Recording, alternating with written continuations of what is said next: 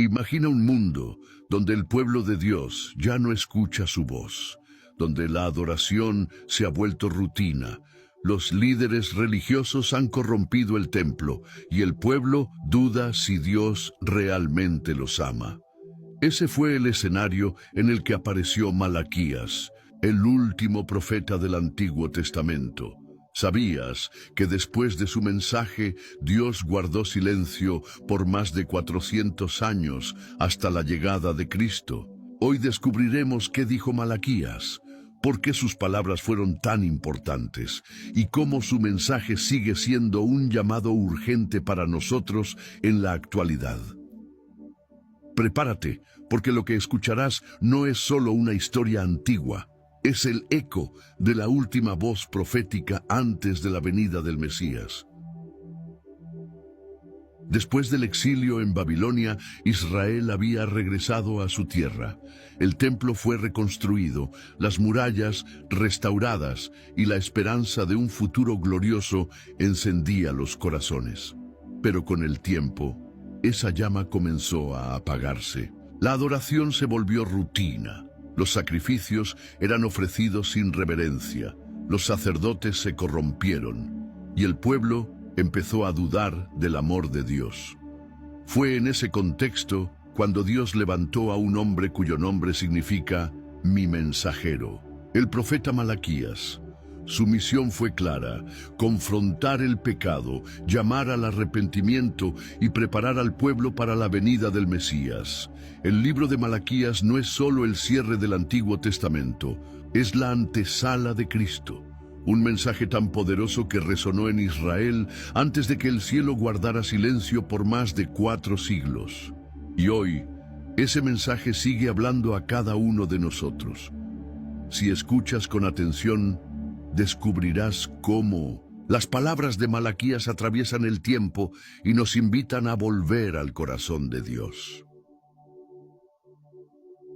Los días de gloria habían quedado atrás.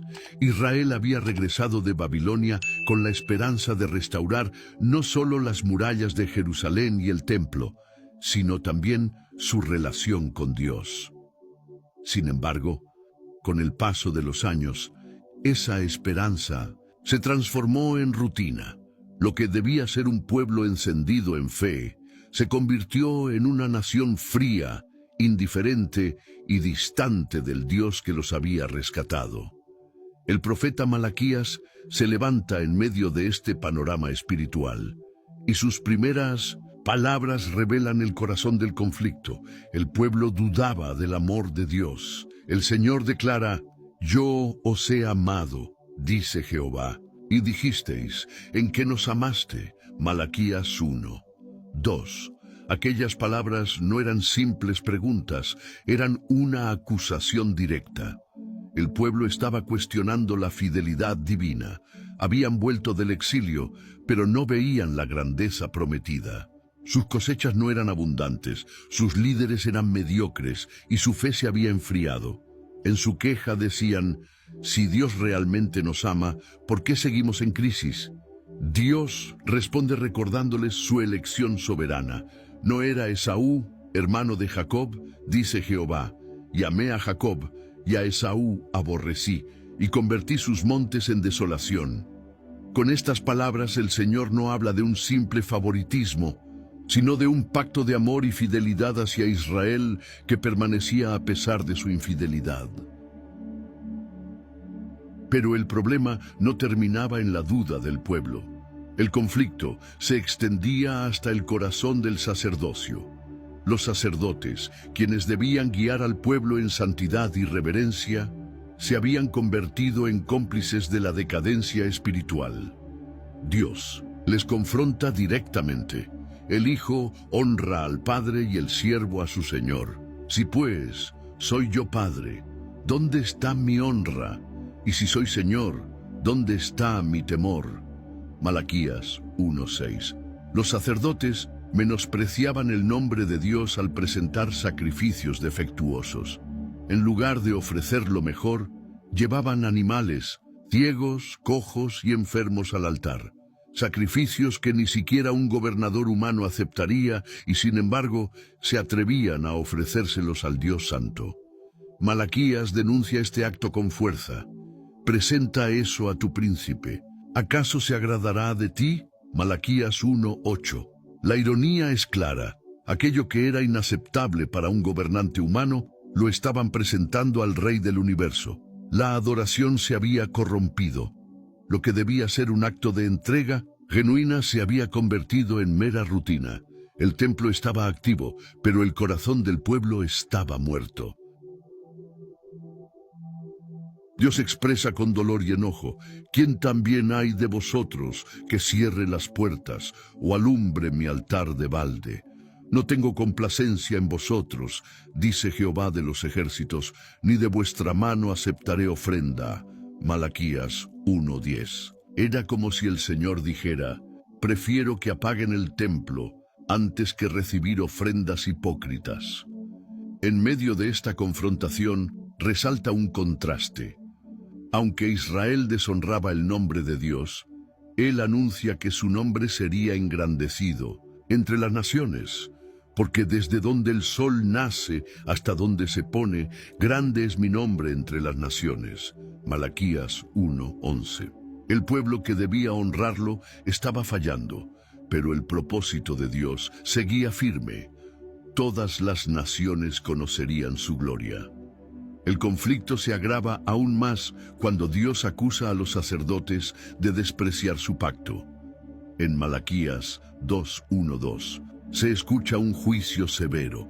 Ahora pues, oh sacerdotes, para vosotros es este mandamiento: si no oyeréis y si no decidís de corazón dar gloria a mi nombre, enviaré maldición sobre vosotros.